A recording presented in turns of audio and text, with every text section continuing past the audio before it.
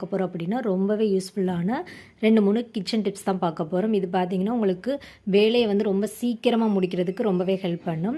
இப்போ பார்த்தீங்க அப்படின்னா இப்போ நம்ம ஆம்லேட் இந்த மாதிரிலாம் போடுறோம் அப்படின்னா மிளகு பொடியை தனியாக தேடுவோம், உப்பை தனியாக தேடுவோம். அதே மாதிரி இல்லைன்னா ஒன்று உப்பு கூடிரும் இல்லை மிளகு கூடிரும். ஸோ அதுக்கு இந்த டிப்ஸ் ரொம்பவே யூஸ்ஃபுல்லாக இருக்கும். ஒரு கரண்டி வந்து உப்பு, ஒரு கரண்டி மிளகு ரெண்டையும் அப்படியே ஈக்குவலாக எடுத்து நல்லா மிக்ஸ் பண்ணி வச்சுட்டோம் அப்படின்னா, இந்த மாதிரி ஒரு பாக்ஸில் போட்டு வச்சிட்டோம் அப்படின்னா நம்மளுக்கு அது கரெக்டாக இருக்கும். உப்பும் சரி மிளகும் சரி ரெண்டுமே சம அளவில் வந்து நம்ம போடுற மாதிரி இருக்கும். எதுவுமே வந்து கூடவே கூடாது. இந்த டிப்ஸ் ரொம்பவே யூஸ்ஃபுல்லாக இருக்கும். கண்டிப்பாக ட்ரை பண்ணி பாருங்கள். இந்த மாதிரி மிக்ஸ் பண்ணி வச்சுக்கிற போது நம்மளுக்கு எடுத்து யூஸ் பண்ணுறதுக்கு கொஞ்சம் டக்குன்னு வேலை முடிஞ்ச மாதிரி இருக்கும். அவ்வளோதான். நல்லா மிக்ஸ் பண்ணிவிட்டு இதை நம்ம வச்சுக்கலாம்.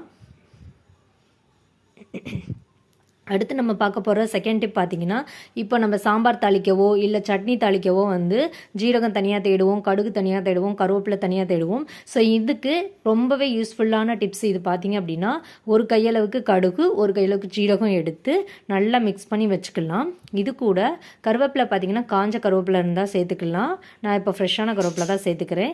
நீங்கள் காஞ்ச கருவேப்பிலை இருக்கிறத வேஸ்ட் பண்ணாமல் இந்த மாதிரி நீங்கள் ஒரு சில்வர் டப்பாவில் போட்டு நல்லா ஸ்டோர் பண்ணி வச்சுக்கிட்டீங்க அப்படின்னா, அதாவது எந்தவித ஈரப்பதம் இல்லாமல் இந்த மாதிரி நல்லா ஸ்டோர் பண்ணி வச்சுக்கிட்டீங்க அப்படின்னா தாளிக்கிறதுக்கு டக்குன்னு எடுத்து போட்டு தாளிச்சிடலாம். இதுக்காக கடுகு தனியாக ஜீரகம் தனியாக நம்ம தேடிட்டு இருப்போம். அதே மாதிரி கருவேப்பிலை தனியாக எடுத்து வைப்போம். ஸோ இதுக்கு வந்து இந்த டிப்ஸ் எல்லாம் பார்த்தீங்கன்னா காலையில் சமையலுக்கு ரொம்பவே யூஸ்ஃபுல்லாக இருக்கும். கண்டிப்பாக ட்ரை பண்ணி பாருங்கள். அடுத்து பார்க்க போகிற டிப்ஸ் பார்த்தீங்க அப்படின்னா, இப்போ குழந்தைகளுக்கு பயிர் வகையெல்லாம் நம்ம ஊற வைக்கிறதுக்கு வந்து தனித்தனியாக ஊற வச்சுருப்போம். பாசிப்பயிறு, சோயா பயிர் இந்த மாதிரி தனித்தனியாக ஊற வைக்கிறதுக்கு பதிலாக எல்லா பயிரையுமே வந்து நம்ம என்னென்ன பயிரெலாம் வச்சுருக்கோமோ அதெல்லாம் வந்து கொஞ்சம் கொஞ்சமாக எடுத்து அதை எல்லாத்தையுமே நல்லா மிக்ஸ் பண்ணி ஒரு கண்டெய்னரில் நம்ம போட்டு வச்சுக்கிட்டோம் அப்படின்னா, இப்போ அந்த பயிர் எடுத்து நம்ம ஒன்று மட்டும் கொடுக்காம ஒரு பயிர் எடுத்து நம்ம ஊற வச்சாலே வந்து அதில் எல்லா வித பயிருமே மிக்ஸ் ஆகிருக்கனால எல்லாமே சாப்பிட்ற மாதிரி இருக்கும். ஸோ எல்லாமே வந்து நம்ம குழந்தைகளுக்கு வந்து கொடுத்த மாதிரி இருக்கும். ஸோ இந்த டிப்ஸ் வந்து ரொம்பவே யூஸ்ஃபுல்லாக இருக்கும். கண்டிப்பாக ட்ரை பண்ணி பாருங்கள்.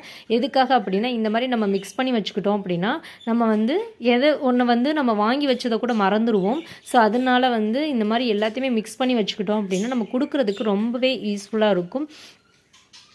இப்போ பார்த்தீங்க அப்படின்னா, இப்போ நான் ஈவினிங் டைத்தில் ஸ்நாக்ஸுக்கு வந்து பயிறு ஊற வச்சு கொடுக்குறதுக்கு இந்த மாதிரி நான் வந்து தேவையான அளவு எடுத்துகிட்டு கொஞ்சோன்னு வந்து வெந்நி தண்ணி நல்லா சூடாக வந்து போட்டு ஊற வச்சு ஒரு 4 hours அந்த மாதிரி வச்சிட்டோம் அப்படின்னா சாயங்காலம் ஈவினிங்கில் வந்து நம்ம குழந்தைகளுக்கு கொடுக்குறதுக்கு ரொம்பவே யூஸ்ஃபுல்லாக இருக்கும். ஸோ இந்த டிப்ஸ் ட்ரை பண்ணி பாருங்கள். இதே மாதிரி தான் நான் அடைக்கு தேவையானதையும் எல்லாத்தையும் மிக்ஸ் பண்ணி நம்ம ஊற வச்சு வச்சுக்கலாம். ஸோ அடுத்து பார்க்க போகிற டிப்ஸ் பார்த்தீங்கன்னா, இப்போ கிளிப்ஸ்லாம் இருக்கு இல்லையா, ஸோ இதெல்லாம் தனித்தனியாக நம்ம வச்சுருப்போம். இல்லைன்னா ஒரு டப்பாவில் போட்டு வச்சுருப்போம். இது வந்து சம்டைம்ஸ் நம்ம என்ன பண்ணுவோம்னா துணிக்காய போட போகிறப்ப மறந்துட்டு போயிடுவோம். அப்போ வந்து திரும்ப இந்த கிளிப்புக்காக வர மாதிரி இருக்கும். ஸோ அதுக்கு என்ன பண்ணலாம் அப்படின்னா, இந்த மாதிரி வேஸ்ட்டாக போனால் அந்த குக்கர் இது இருக்கு இல்லையா, ஸோ அதை வந்து இந்த மாதிரி நம்ம தூக்கி போட்டுறாமல் இந்த மாதிரி நம்ம யூஸ் பண்ணிக்கலாம்.